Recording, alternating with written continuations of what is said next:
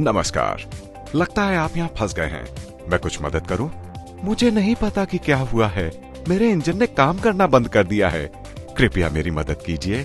मेरे भाई, मैंने तुम्हें मुझे ओवरटेक करते हुए देखा था और तुम ढलान से नीचे आते वक्त गलत गियर में थे। मुझे यकीन है कि तुमने एग्जॉस्ट ब्रेक का उपयोग नहीं किया। चलो देखते हैं क्या गड़बड़ हुई है। तुम्हारी गाड़ी पहले गियर के बजाय उच्चतर गियर में ढलान से नीचे जा रही थी। गाड़ी की गति सीमित गति सीमा से अधिक हुई और गति में इस वृद्धि के कारण पहियों की गति ट्रांसमिशन के द्वारा इंजन में संचारित हुई, जिसके कारण इंजन ओवररन हुआ। सामान्य स्थिति में गाड़ी चलाते वक्त इंजन की गति क्लच, ट्रांसमिशन और डिफरेंशियल के माध्यम से पहियों में संचारित होती है। चलो मान लो कि इंजन 2500 आरपीएम से चल रहा है और गाड़ी 5वें गियर में 80 किलोमीटर प्रति घंटे की रफ्तार से चल रही है। इंजन का 2500 आरपीएम मेन शाफ्ट गियर में संचारित होता है और वो 2500 आरपीएम से घूमने लगता है। ये गियर आगे आरपीएम को ले शाफ्ट में संचारित करता है। चूंकि गाड़ी 5वें गियर में है और सीधे मेन शाफ्ट से ड्राइव हो रही है, इसलिए गियर बॉक्स आउटपुट शाफ्ट पर 1944 आरपीएम संचारित होता है। डिफरेंशियल रिडक्शन की वजह से व्हील पर 349 आरपीएम प्राप्त होता है। गाड़ी की गति में इस वृद्धि के कारण पहियों की गति बढ़ जाती है और गति प्रवाह विरुद्ध हो जाता है। अब पहियों का 390 आरपीएम आगे आउटपुट शाफ्ट में 2172 आरपीएम में संचारित होता है और फिर इंजन पर 6072 आरपीएम, जो कि डिजाइन की हुई सीमित अधिकतम इंजन गति से ज्यादा है और इंजन ओवररन होता है।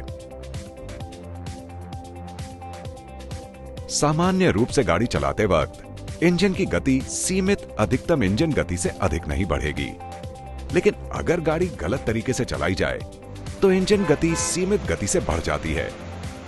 उदाहरण के लिए, ढलान से उतरते वक्त, यहां तक कि प्लेन रोड पर चलाते वक्त अगर एग्जॉस्ट ब्रेक या सर्विस ब्रेक का सही ढंग से उपयोग नहीं किया गया और गाड़ी की गति को गियर कम करके नियंत्रित किया गया हो तो इंजन की गति बढ़ जाती है।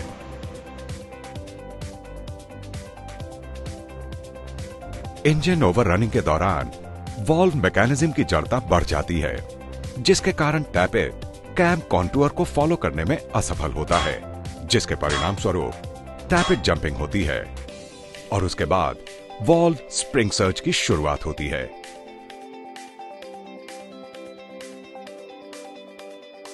टैपेट जंपिंग और वॉल्व स्प्रिंग सर्ज के कारण इंजन वॉल्व ठीक से काम नहीं करते, जिसके कारण vibration damper, push rods, timing gears, bearing seizures क्षतिग्रस्त होते हैं और कुछ गंभीर मामलों में सिलेंडर ब्लॉक को नुकसान हो सकता है।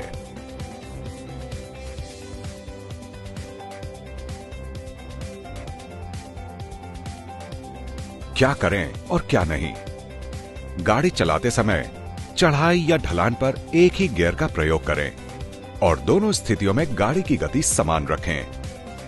उदाहरण के तौर पर, यदि चढ़ाई पर चढ़ने के लिए पहले गियर का उपयोग किया जाता है तो ढलान से उतरते वक्त भी पहले ही गियर का उपयोग करें और गाड़ी की गति भी समान रखें। गाड़ी को कभी भी न्यूट्रल स्थिति में ना चलाएं, क्योंकि न्यूट्रल स्थिति में गियर बदलने पर और इंजन की गति से मेल खाने की कोशिश करने पर इंजन ओवररन हो जाता है। हमेशा निचले गियर में गाड़ी चलाएं, एग्जॉस्ट ब्रेक हमेशा ऑन रखें और ढलान पर आवश्यकता अनुसार फुट ब्रेक का उपयोग करें। यह गाड़ी की गति को अचानक से कम करने के लिए गियर बदलने की आवश्यकता से बचने का सबसे प्रभावी तरीका है। उच्च से निम्न क्रम में, जैसे छठे से पांचवां या पांचवें से चौथा गियर बदलते वक्त यह सुनिश्चित करें कि बदले जाने वाले गियर की सुझाई गई सीमा तक गाड़ी की गति को कम किया गया है।